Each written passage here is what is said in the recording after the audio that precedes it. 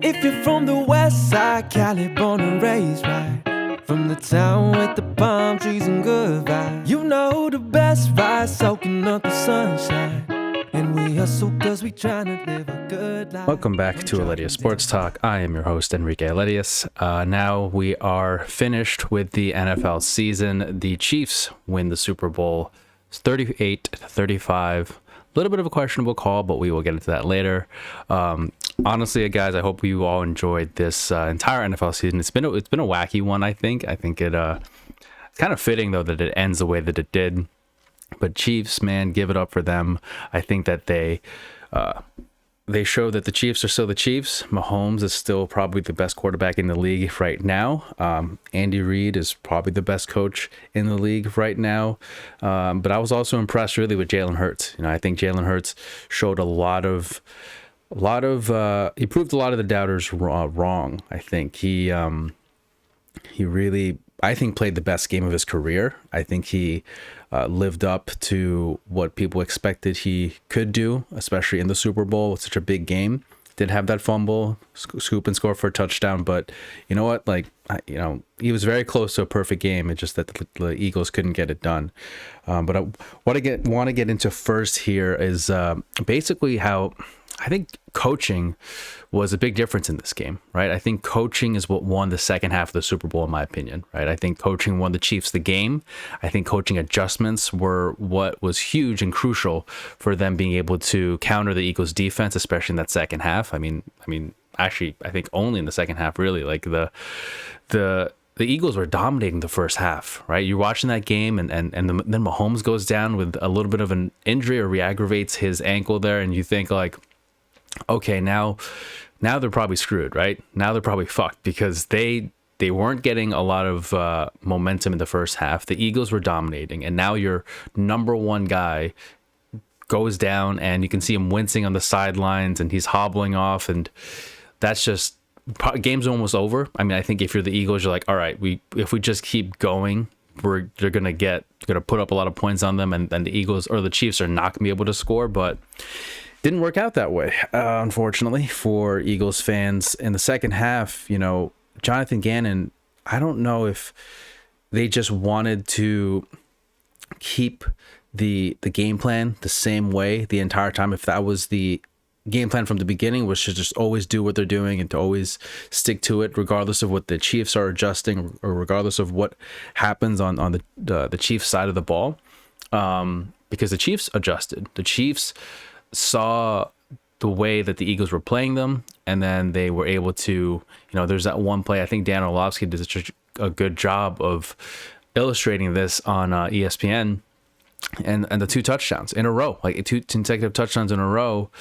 Basically, the first one, they pulled Darius Slay off, and then on the second one, Sky Moore is open, and so these things that, you're in the Super Bowl, right? And you would think that the Eagles would have a little bit more of an answer, and they would have a little bit more of aggressiveness. I think that was a big key in my mind that really cost the Eagles a bunch was they were not aggressive on defense. There was so much room. Like Kelsey, he dominated this game, but a lot of the Chiefs receivers, they were able to gain 6-7 yards before even being touched at times. There was a lot of room for yards after catch here. It was interesting to watch how that all unfolded. I don't know. I think I feel like it's a missed opportunity for the Eagles more than anything. I just feel like I was going for the Eagles personally. I thought that they had a good chance this year. I thought that with Mahomes being a little bit hurt, and the Chiefs are still the Chiefs. Even going into this game, I didn't think that the Chiefs would not play well. I was just feeling like the Eagles had what it took to take them down, and I think in the first half you saw they did. Second half, unfortunately, they didn't adjust, and here's the difference, though, right? I think Andy Reid adapted, and normally, historically, especially when it was with the Eagles, right? he was like, we're gonna do one play style and just and go, right? He actually wasn't a guy where he would run the ball. Historically, I think he sticks with the passing game a lot, and he doesn't deviate from that game plan. But this time around, he give him credit, right, and give the OC credit and all them and the staff. Like, Andy Reid adapted his game.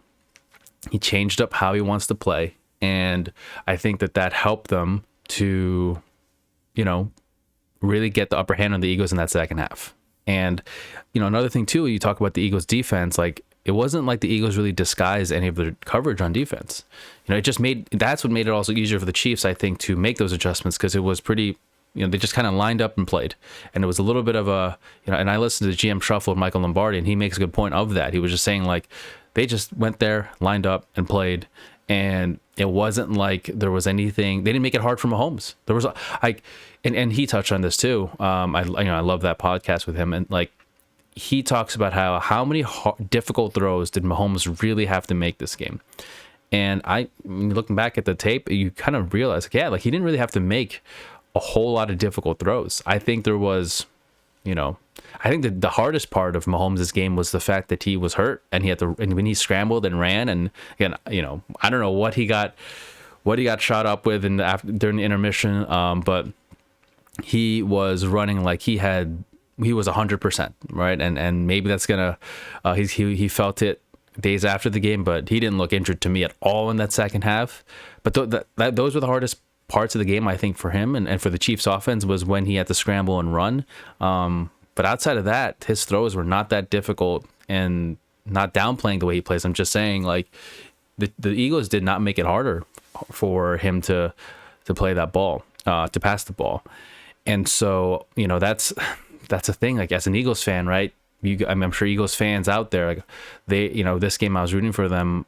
I'm sure Eagles fans were just disheartened at, like, that second half. Every time the Chiefs touch that ball, every time it's a touchdown. It's just, I don't know how you look at that and, like, you don't adjust, and again, I'm not trying to make it seem like it's so easy to just do it. Oh yeah, just stop the ball and just, devise the game plans. You are playing against, the best team in the NFL today, and one, probably the best quarterback today.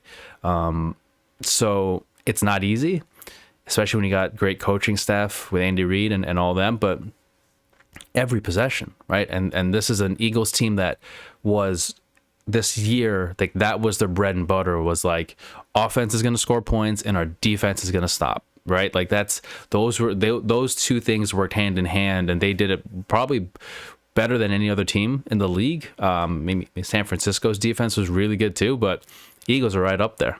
But it was just a completely different team, completely different Eagles team in the second half. And I think coaching really, really can be attributed to that. So watching this game, though, especially in the first half, one of the big things that stuck out for me was, like, the play of Jalen Hurts, right? Like, this guy, he basically took this game and was like, you know what, this is my fucking shot, and I'm going to take it. And I think that this was probably his best career performance, honestly, in my mind. 300 plus passing yards, 70 rushing yards. He had one fumble, but, like, he made up for it with his 3 rushing touchdowns. Like, I don't know if there's in recent years, like, is there any other, forget just QB, but is there any other player that has 3 rushing touchdowns in the Super Bowl? That was, like, unbelievable to watch. I think that he deserves a lot of credit. I mean, this game, he was the only he was basically the Eagles offense this game.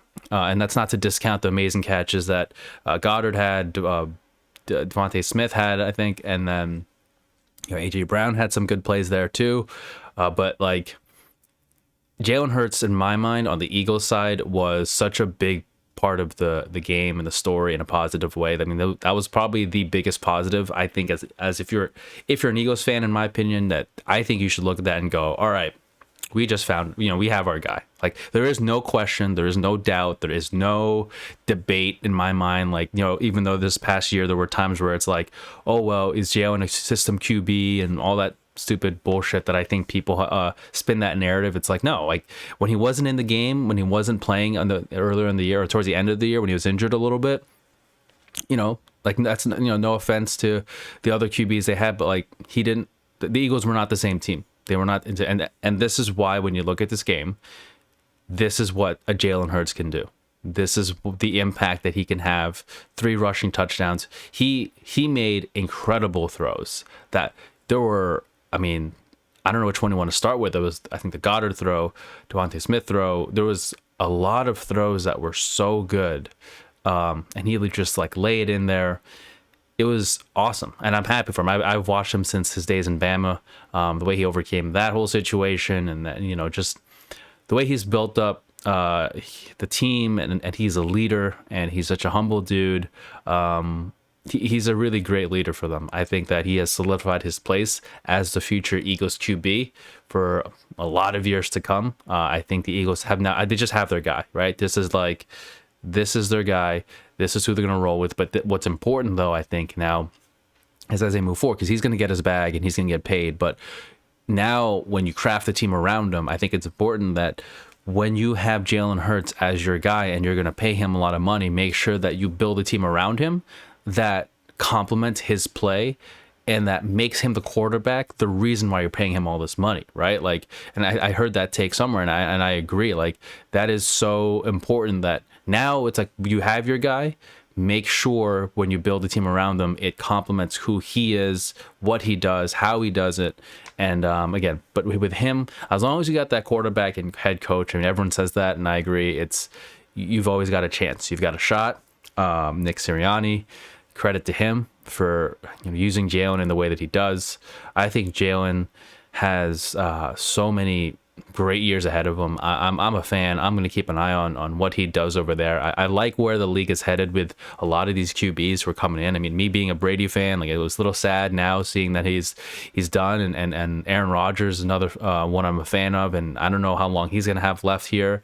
But you see this old regime of quarterbacks kind of on the way out, but now you're seeing the new ones come in. It's funny, like Patrick Mahomes is somewhat the veteran in this league, which is weird to say, but he is a little bit of a veteran now. Then you got Josh Allen, Jalen, Joey, you got Herbert, like, and the young Fields is going to come up hopefully and be better, and a lot of young QBs, right? It's going to be the league is in good hands. Josh Allen, I don't know if I mentioned him. It's exciting to watch, but it's nice to see now that the Eagles have found their guy, and now that you've got like Josh Allen, Jalen, I don't know, in New England, hopefully it's still going to be Mac Jones or whatever situation got there, but you start to see like the way that this league is being shaping up, and this game I just think is such a stamp on like Jalen's place and spot as the starter. I think that again, if they won this game, no doubt he's the MVP, and no doubt that he is the story of the game. No doubt that he is the reason why they win this game. And it sucks that, right? Like, if you're a fan, he did the offense and him, they did everything they were supposed to do. They lived up to every part of what they were expected to do. Just the defense came up a little bit short. So the biggest disappointment in this Super Bowl, if you were an Eagles fan, was the defense, right? Like I just said, the Jalen and the offense, they did everything they were supposed to do. They were really on point. They scored they scored a bunch, but the Eagles defense, the expectation was for them to be a big reason that the Chiefs wouldn't be able to score, right? The Eagles defense has, is one of the best in the league. They're not going to be able to, you're not going to be able to get points on them. Mahomes and Kelsey and all them are going to have trouble. I mean, as good as Kelsey is, he's going to have trouble. A lot of the run game of the Chiefs is going to be a non-factor, all that stuff. And I mean, the Eagles defense, the entire game, like, I get that in the second half is where the emphasis is on when the Chiefs came back.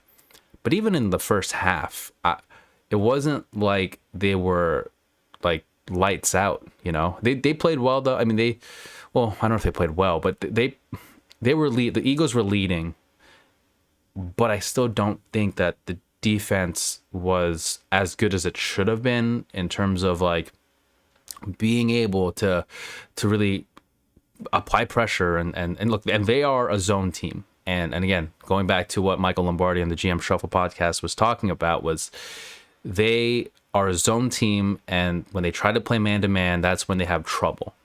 And that's kind of what we saw a little bit here, is like they were trying to play man to man in certain plays and or in certain times of the game that really cost them. They weren't aggressive. I think that that the ability for Chiefs receivers to be able to have so much room to run the ball after the catch was pretty surprising. And I think those little plays, those chunk yards that they were able to get after the catch is really what allowed them to just drive the ball down the field and do all those things. And again, because it wasn't like, I don't know how many long ball throws Mahomes had in this game. Like, I don't think he had that many, right? And it was just those short yardage plays. You just work the ball down the field, and you work down the field, and the Eagles just but they just had trouble stopping them, right? It's, they had that 4-man front, but they did have soft coverage, and like, there was just so much, like, I guess you could say lack of communication, because like that play and the 2 touchdowns in a row, and again, like Dan Orlovsky touched on this, it wasn't, those were the basic exact same plays. It wasn't anything outlandish, because the Chiefs have those plays. They have the ring around the rosy plays and all that stuff. They didn't really have any outlandish plays this game. They just played football and just put it down the Eagles defense throat. They weren't the defense that we thought they would be, or they were that defense the entire year basically. But in this game and leading up to the game, it was tough that, again, if you're an Eagles fan, it's tough to watch that one of your main strengths in this game coming into it was your defense, and it didn't really show up, and the Eagles or the Chiefs were able to really run the ball on the Eagles. They were able to pass the ball in short yardage plays. It was tough, and I think that there was a lot of times there was a lot of lack of aggression, right? There was a lot of open space. I think that they didn't have the aggressiveness that people thought they would have going into this game, and you need to have to stop like someone like Kelsey, right? Like, sometimes there were plays where they would just drop back against them, and I don't know, like, I think if you're watching the Chiefs games prior to the Super Bowl, I think a main thing you got to do is watch out for Kelsey, right? Like, watch out for where he is, and you do have to credit how the Chiefs play and the offensive, how they scheme it up, where you people always ask, and the commentators always say, like, how is Kelsey always open? How is he always open? And I think a lot of that credit goes to the Chiefs and what they do to make it difficult for defenders to like really stop him, and to almost disguise it a little bit at times. And sometimes they don't disguise it, but he just finds a way to get open. So it's, again, I think there's credit both ways right here. Like, you gotta give it credit to the Chiefs, and it's not just all. In my opinion, I think a lot of the narrative is on how the Eagles defense didn't play well, and that's true, and I think that is very valid. But I also think that the Chiefs are the Chiefs, and you have to give credit to Mahomes and coaching adjustments and throughout the game what they did and how they were able to look at what the Eagles were doing and adjust to that. And then also you gotta look at the play of Kelsey, just like. He's just a really good player, right? He's one of the best tight ends of all time, right? If not the best in some people's minds too. So it was a great game, but it was just, I think, again, the expectation for that Eagles defense was to be lights out, especially like when you've got Mahomes, who's not 100% or supposedly not 100%. Why don't you really put the pressure on him there? Why don't you do what you can to really pressure that pocket? And I don't know, like it was a tough thing to watch, just every possession on the Chiefs end up with a touchdown. Again, if you're an Eagles fan there, and I was rooting for the Eagles this game, and it was a lot of credit goes to the Chiefs, but disappointing outing there, disappointing showing for the Eagles defense, which I just think that's one of the main points of this game is that the Eagles defense kind of cost them the Super Bowl a little bit. I'm not trying to put it squarely on them. There were plays all around that could have ended up, better and given the Chiefs more points, or given the Eagles more points, and things like that. But the Eagles defense struggled this game, and that was a big factor here in the loss to the Super Bowl to the Chiefs. So going into this game, what was interesting was that the Eagles were expected to run the ball a lot, right? I mean, and they kind of did with Jalen, but like they were expected to run the ball. Miles Sanders, Boston Scott, I believe, and so they were the ones who were expected to have the big run game, and the Chiefs were the ones who were expected to have the passing game, right? Because they were the ones who had, they have Mahomes, and he can sling the ball and all that stuff. But so they were the ones who were looking to execute on that passing game.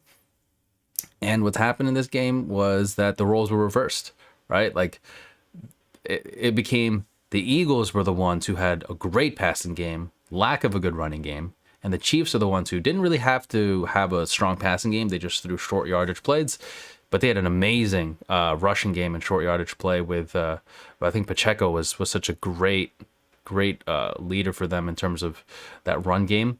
It was a game, I think, again, like I mentioned before, I feel like it was a game Philly could have won, or should have won, right?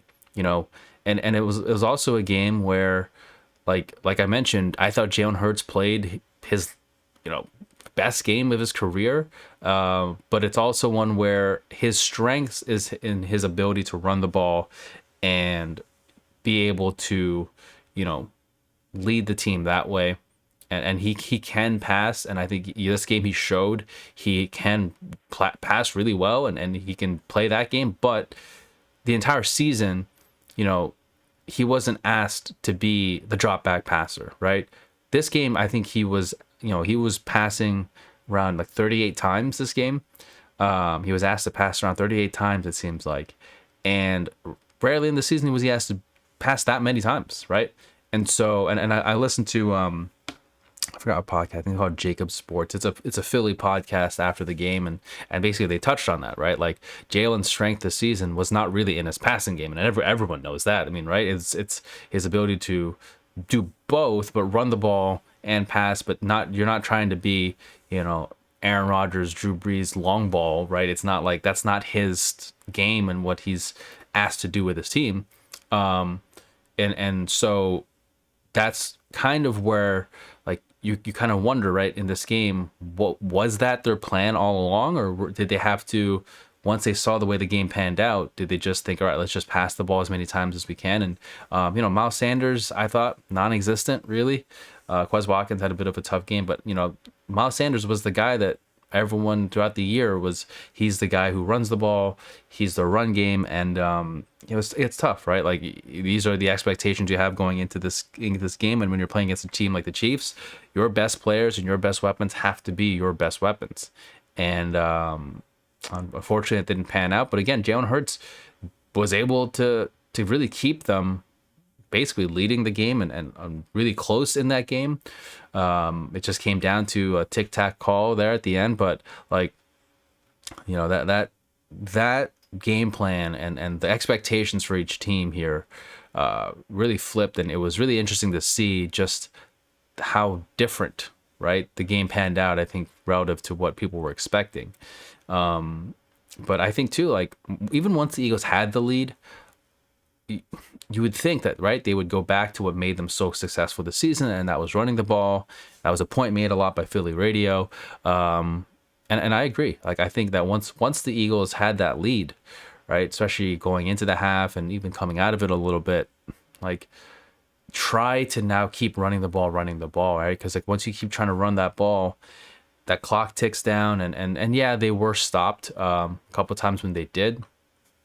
But I think just trying to get back to that maybe could have helped them out more. But again, like, it's hard they put up 35 points in the Super Bowl. I mean, Jalen Hurts was playing unbelievable. So on one hand, I'm kind of like, Yeah, I agree. Go back to what made them successful in the season. But on the other hand, it's like, well, you put up 35, right? It's like that is successful in the Super Bowl. So I don't know. It's hard to blame or to point to them passing the ball a lot as a point of, contention there. It's like it's not. I just don't think that that's what lost them the game. Them deciding to pass as many times as they did because Jalen completed them, right? He did a great job. Again, I think it goes back to the defense, and I think that that's where they probably definitely should have made more stops and helped the offense out. Now on the other side of it, with the Chiefs, right? Like Andy Reid, the enemy. I mean, they went to the quick game on the offense to counter that Eagles line, and and they also didn't have any answer, or the Eagles didn't have any answer for Pacheco. I thought that they did a great job of just chunk plays, chunk yards, all throughout that second half, and just driving that ball down the field. Mahomes, even when he was rushing the ball, he did such a good job of just moving that ball down the field. Really, just solid, just a solid game from them. Right, they weren't trying to be too risky. They weren't trying to be anything more than just simple head down, hard nosed football. And I think, I just think Pacheco was I think Pacheco could have maybe won MVP, maybe, and that might be a stretch, but I just thought he was such a big factor for them. He was so aggressive. He was such a great answer for the Chiefs, I guess, lack of run game expectation by, the media and all them. He was such a good player for them this entire year, this entire season. And yeah, I think that was a big factor. I think Pacheco was to the Chiefs what Miles Sanders should have been for the Eagles, in my opinion.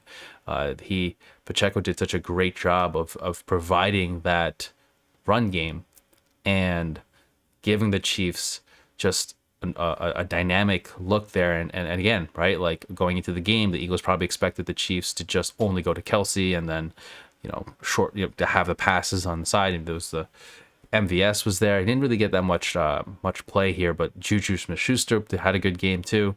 So I don't know if the Eagles were, maybe they should have, but I don't know how much they were expecting Pacheco to be as successful as it was. But either way, I think that he was such a big factor for the Eagles' success, and that the role reversal in this game was really interesting to watch. It made for a really, a good game, but in the end, the Chiefs came up big, and they were able to get that one more play and pull off in the Super Bowl there. So aside from the Chiefs and the Eagles play, big factor in the game was also the field, which I'm going to touch on this really quickly because, look, both teams played on the same field. So it's not like there was one really distinct advantage or disadvantage for one or the other, but it is something to be said. Like, that field was not good, right? That field people were slipping. Even on there was a punt or a kickoff, whatever, and the Eagles kicker slipped, right? And it was like, how can this happen in the Super Bowl, right? And I think the reported cost was like what, $800,000 for this whole thing to take place. And I don't know, you'd think for $800,000 you'd have much better conditions than that. It wasn't even like, it was no rain, no snow. There was nothing that could cause this outside of just how it was, maintained or whatever. And I just think that when you have a game like this, and it's two big powerhouses, two offensive powerhouses, and you've got millions and millions of people watching the game, you cannot put out a product where the field, without any bad weather, was the way that it was. I just think that that's such a miss on the NFL's part to allow that. But again, like, stuff like that happens, shit happens. But I mean, this is the same field, right, in Arizona, they always have. And I don't know, something, they have to change that. They have to fix that. Whether it's the sod father who has to change the way that he's doing things or whatever. But man, that was not good for a Super Bowl game. And you would just think that, like, for the biggest game, for the biggest sport the entire year, got to have better conditions than that. I mean, that's all I could really say about it. I think it was not a good field. Even as a viewer and you're watching the game, you could clearly tell people were slipping. Even when it was outside of the where the action was, like when they even guys, people on the outside were like slipping just out of nowhere. It was not good. I'm pretty sure, like, you know, someone could have like sprained an ankle or done something bad. Luckily, nothing like that happened, and no superstar or, you know, God forbid Jalen gets injured or Mahomes messes up his ankle even more because of the field. That's just not good for the game, not good for the product. But yeah, the field wasn't good. But again, both teams were playing on it, so it's not like, I don't know. Is it a real disadvantage? Maybe, maybe not. I don't really think so, but I just think I had to touch on that because very, very evident when you're watching that game that it was not a good field. And I don't know, maybe I'm over next time. Over time they better fix that, and I don't know what the solution is, but whatever it is, they gotta fix that, especially for a Super Bowl. That's just not a good thing to have. So speaking of bad things in this game, and this is one I will just touch on a little bit, but the referees, man. I mean, this game was like, unfortunately, I think there's going to be a group of people out there who will look at this Super Bowl and they will only really think about how it ended, and that was with that holding call on Bradbury. And now Bradbury came out and he even said, like, yep, it was a hold, but he was hoping that they would let it slide. I think that's also the part that people miss too. It's like, he admitted it was a hold, but the entire game, there wasn't even a holding penalty there, right? And that's the first holding penalty of the game, I think. And I just feel like if you're going to call that hold, right? Because I'm on the side of I don't think it should have been called. Not because I don't think it was a hold. I think it's because there are holding penalties like that throughout the game and you don't call it, but yet at the end of the game, you call it. Which clearly, I think, come on, everyone can kind of just like be real here.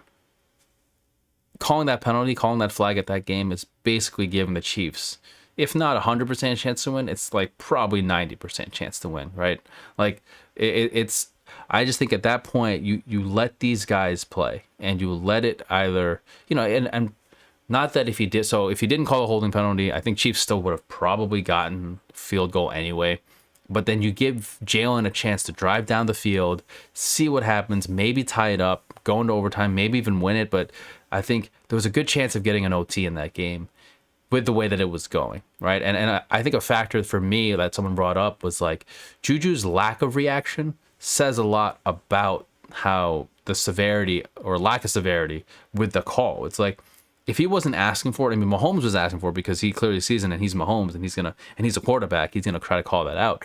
But if Juju isn't like visibly, struggling away, I just think at that point in the game, you let that fly. You swallow that whistle and you let that fly. And I just don't like that game. Like these games end up in the hands of the ref. I don't know. It's been a bit of a shoddy playoffs in terms of officiating. I still look back at that Bengals game and that 39 where the refs basically just said, nope, here, let's just run it back and give them another extra down. Like, I don't know how you could do that. Still don't understand that call. This one too, like there really wasn't any detriment to Bradbury holding him. I mean, people say, he would have made that catch. I don't think so. The ball was pretty far out from Juju at that point. It was a tough call, right? A tough call, and of course, all the Eagles players said the right thing. The one call does not make a game, and that's true, right? That one call did not give the Chiefs 38 points or 35 points up to that point. They didn't. That one call didn't do that, right? That was a lot of different factors that led up to that point.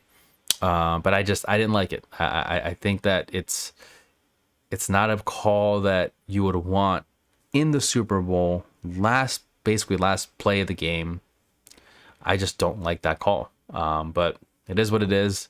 And we'll see what, if at all, they address it or any. I mean, if all in the off season they, I don't know, make any adjustments to how the severity of a holding call, but I don't think so. I think the way the NFL works is they're just gonna say, "Yep, that was the right call," and move on. But they can do that. It's their league. And another one too was that Devontae Smith no catch. I think like it was called a catch on the field, right? And I'm not so much against the call of it being no catch.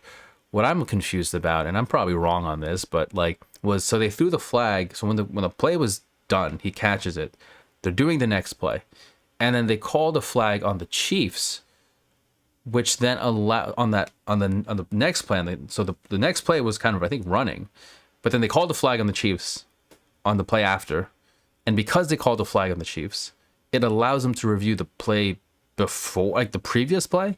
And I just think that's very odd. It's like, how can you retroactively, like the Eagles, I feel like did nothing wrong in that span of like 2 plays or whatever, and because they just wanted to get the ball moving, the Chiefs made a mistake, which caused them a flag. But because it caused them a flag, they also got the benefit of more time to review the previous play. I don't understand that. And it goes back again, like that Bengals play. It's like that 3rd and 9 Bengals play. Like I thought that once the ball is snapped, you can't go back. It's like in hockey. I'm a hockey guy. So like once the puck is dropped, you can't review the previous play. Like the game moves on, and you gotta move the game on. You can't just keep going back and be like, oh yeah, actually we're gonna review the play before. Otherwise, like, I mean, again, it was odd to me. I'm sure I have the rule wrong, and I'm sure I'm viewing it wrong or whatever. But it was just very odd to me that was allowed to happen, especially in the Super Bowl. But whatever. I mean, again, I don't think the refs the entire year weren't really that bad, but this couple playoff games, I didn't really think that they were that good. But again, it wasn't really the refs that caused the game. It was just more of those couple plays, those couple calls, just really bring a spotlight to bad officiating. And I just think when you're this far in the playoffs, you can't really have it. So to basically wrap this all up, this was a great Super Bowl, though, right? I think regardless of, I mean, I was rooting for the Eagles to win, but I'm not really an Eagles fan. So, like, I think if you're looking at it from a perspective of, just as a game and as a viewer, this was an incredible Super Bowl. Good halftime show. I think a lot of the things that you want in a Super Bowl happened, right? A lot of high scoring, fumble, recovery for a touchdown, special teams, good punt return, things like that. Like, there was a lot of great elements of this game that contributed to such a good Super Bowl. But speaking specifically on, let's say, the Eagles first, I think this was just such a missed opportunity for them. I think that this was their chance to win the Super Bowl, right? They had an easier road to the Super Bowl than the rest of the teams. Granted, like, is it their fault? I don't think so. I mean, like, how could you blame them? The Giants, like, it's not their fault that the other teams weren't that good. But they still ended up with a pretty easier road to the Super Bowl than other teams. They had the advantage in the game. They were leading the game. Jalen Hurts was playing unbelievable. He had his, I think, career best game right now. It wasn't that hard for them or it wasn't hard for anyone to think that they would be able to win this game and just seal it right from the first half and onward. So I feel like they had the game in their hands. They coming into the game, they had a strong defensive front. So there's that advantage, right? Like you want to be able to stop Mahomes and Kelsey. But then again, like it's just sometimes how the game goes, right? And that's how football goes, right? And any given Sunday and certain things can happen and pan out a certain way. But I think that it was just a missed opportunity. And I think in listening to other radio and or Philly radio or Philly talk and all that stuff, like a lot of the YouTube channels of Philadelphia fans, they feel the same way. Like it was a missed opportunity. It was right there for them to get. It wasn't like the Chiefs came out with a 12, 14-point lead or whatever. It was right there for the Eagles to get, and just couldn't finish it, and they just couldn't do it. And I think what's also difficult about this game is that next year the team is going to look very different, or at least maybe if not very, but slightly different there. Like they lose both OC and the DC, and they're going to have to pay Jalen, and that's going to come now with not being able to afford certain players back. And also maybe they don't want to keep certain players back too, so they're going to have to change the way that they operate. I think I have to change the way that maybe the structure of, a personnel at least. But I think the scheme and building the team around Jalen is the most important thing. But it's gonna be a different team, right? And who knows as far as the defense, like who's gonna be there? Is Lane Johnson retiring? Is Kelsey retiring? You know, is the defense going to be the same dominant defense that they had this year? It's tough to maintain that. I think you look at teams that win the Super Bowl. The Rams, won the Super Bowl and they were terrible this past year, right? Bucks win the Super Bowl and they weren't as good the following year, and they were terrible this year, right? So it's like, it's one of those things where each team, once you make it to the Super Bowl, it's hard to really get so close. Yeah, it's so hard to get back, but it's hard to get even close to it, right?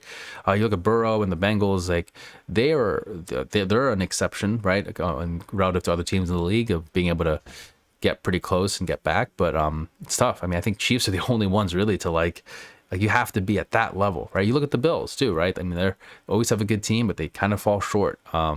So it's such a it's the top 1% of the 1%, and that's the Chiefs, to be able to maintain year over year such a strong team, both defensively and offensively. And so it's going to be tough. That's what also makes it hurt, I think, for Eagles fans, is because it's so hard to get back into it. And the Eagles, hopefully they do become like the Chiefs, but like there's no guarantee. The Chiefs are far and above right now a lot of other teams as an organization, right? I think as an organization, the consistency of success with them is incredible. I think that it's difficult to be able to match that and to be able to have that ability to do that year over year. So that's what's difficult, and that's what makes this hurt, I think, for the Eagles, is their ability to like do that again and to make it to the dance again, so that's what's tough. I think now on the Chiefs side, they definitely showed the resilience. This is great coaching. I think Chiefs only had 24 minutes of possession, but they scored 38 points. And meanwhile, the Eagles had 35 minutes of possession, but they only scored 35 points, right? And I think it just goes to show, like, the Chiefs were really efficient in what they did. And I also think that my opinion, the main thing and the best thing about the Chiefs and their success in this game was how their role players and their best players did what they were supposed to do, right? They stepped up and they did exactly what they were supposed to do. And Mahomes stepped up even with an injury, right? He stepped up with an injury, and he even ran the ball, right? And that's not an easy thing with that high ankle sprain of his. So he ran the ball. He made the plays. He made the throws he needed to make. Kelsey was right there with all the plays that he needed to make. He found that open space. Kadarius Toney with a great punt return. I think that's, you look at that point in the game, that was such a big game. Like, once that happened, I mean, the Chiefs were already gaining momentum, but when you saw that punt return happen, that's when I think it started to settle in for the Eagles and set in that, like, okay, maybe the Chiefs are going to win this one and run away with it. It was a big, massive momentum booster for the Chiefs. And then lastly, I think, like, my favorite player of this game, honestly, was Pacheco, right? I think Pacheco was my favorite on the Chiefs side, right? I think Jalen Hurts had the game of his life. But on the Chiefs side, Pacheco for me was such a game changer. And for being someone young and being someone with that, like, with this opportunity, and to really take hold of the opportunity of being in the Super Bowl, and someone who's young in his career to do it like he did, was incredible. And that's something that, if Chiefs fans, you have really so much to be excited for when it comes to players like him. You could definitely see so much potential in him and the organization. I think especially with, they lose Tyreek Hill, and you think, all right, their run game or the speed of Tyreek Hill is going to cost them a chance to gain success. But now you look at guys like Pacheco, and you look at the way that they've been able to utilize him. It's been a great, again, a strong compliment to the coaching staff of how they're able to use players like him and scheme up against teams like the Eagles, who are supposedly, the big defensive team that's going to stop stop you. It was a great game by the Chiefs. They deserve to win it. I think both teams deserve to win it. Like even though Eagles defense didn't play so well, like their offense more than made up for it. But just in the end, it came down to 3 points. It came down to one kick, one call, kind of depending how you look at that. But it was a really great game. Great Super Bowl that we've had in a while. So again, I think. I enjoyed it. Hopefully, all you guys watching that Super Bowl enjoyed it. Definitely great wrap up to the season, and I think it was awesome. And congrats to the Chiefs, and I think best of luck to the Eagles. And I think they'll be back next year in the hunt and again. And I hope that they're going to be, a good team like they were this year, because man, I love Jalen Hurts and how. You look at what he's done in the Super Bowl. I feel like he's going to come out next year and he'd be so much better for it. He's going to come out full of piss and vinegar right now, and he's going to come out and next season he's going to come out strong. So it's going to be a good thing to see for years to come. And the league's in good hands with a lot of the young guys here, and so it's going to be a good future for the NFL. But that's been it for this NFL season. I hope you guys have enjoyed. If any of you guys have watched the videos, and if you have only seen the latest ones, check me out on TikTok or Instagram. And it's been fun, and I'm going to keep continuing to do this, and I will dive into other sports as well. But I had a fun time this football season. It was a lot to handle my first year of covering NFL and doing the sports talk, but I enjoyed it. And hopefully next season, I'm going to come back and definitely be a lot better than I was this year. Learned a lot and definitely enjoyed it all. So, if you're new to the channel, I'm Enrique Aledius. This is Aledius Sports Talk. If you like what you see, hit the like button and subscribe for more videos. I've enjoyed the hell out of doing this, and I'm going to keep doing it. And catch you guys later.